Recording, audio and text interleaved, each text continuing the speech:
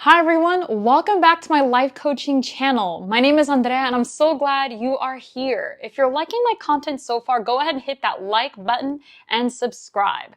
Today we're going to go more in depth and into the details of strengths. So let's go ahead and get started.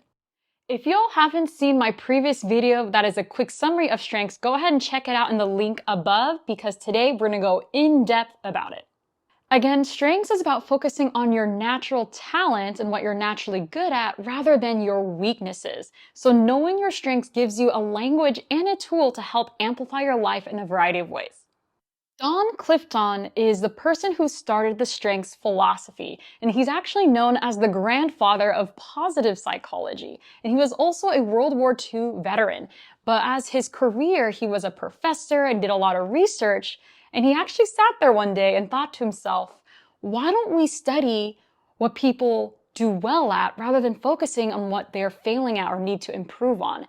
And that is honestly the birth of strength-based psychology and what we now know as strengths. According to Clifton, there are 34 total talents that people are capable of. However, there's only 5 that each of us regularly use every day with consistency and close to perfection.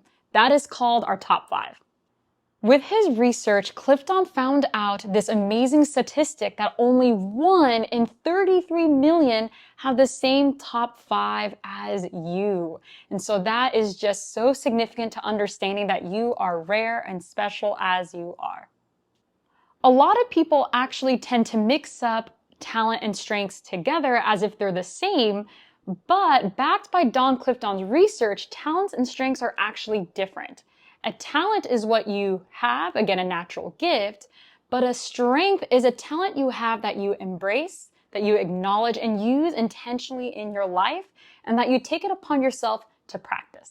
Some of you might be thinking that the 34 talents is a lot to know or to understand, but again, the goal with strengths is to really understand and embrace your top 5. However, Clifton helped us out here and was able to put all the 34 talents into 4 domains. We're going to go over that right now. The first domain I'll be talking about is the executing domain. The executing domain is where all the action-oriented talents live. So for those of you who lead with executing strengths are folks who love to make dreams into a reality and they make things happen. They are the problem solvers and the doers of our teams, our families, and groups. A few examples of the talents that are in the executing domain are achiever, consistency, focus, and responsibility. Next, let's talk about the influencing domain. And out of all the domains, influencing tends to be the most misunderstood or mysterious. But the way I like to think about it is that folks who lead with influencing talents are the ones who take charge, speak up, and make sure that others are heard. A few examples of these talents are activator, maximizer, and woo, or win over others. The third domain is the relationship building domain. For folks who lead with relationship building talents are all about bringing individuals together. They're about building community and making sure people feel included. A few examples of the relationship building talents are empathy, positivity, and relator. Last but not least is the strategic thinking domain. For folks who lead with these talents, they're known for their creativity and innovation. They really enjoy spending time in their head to share their amazing ideas with others. A few examples of these talents are context, futuristic, and learner. Now that you have learned about the 4 domains and how the different talents live in those domains, you might be asking yourself, well, how do I learn my top 5 strengths? What am I naturally good at? The first place I would like to offer you to start is to consider the times in your life where you find a lot of joy in certain activities or times where you feel like you're able to easily do something. Usually with those sort of reflections, you can kind of start to pick up on what your natural talents are. However, if you would like to learn specifically about your top 5 strengths, you can learn more by actually taking the strengths assessment. You can find this on the Gallup website, and so feel free to leave a comment below if you'd like to connect and get started on your strengths journey. The results you gain from the strengths assessment are not random. These are really coming from your lived experiences.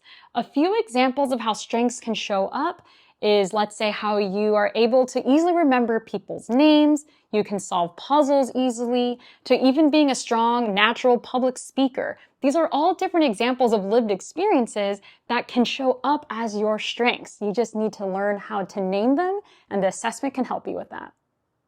Knowing your strengths can be so beneficial for your life.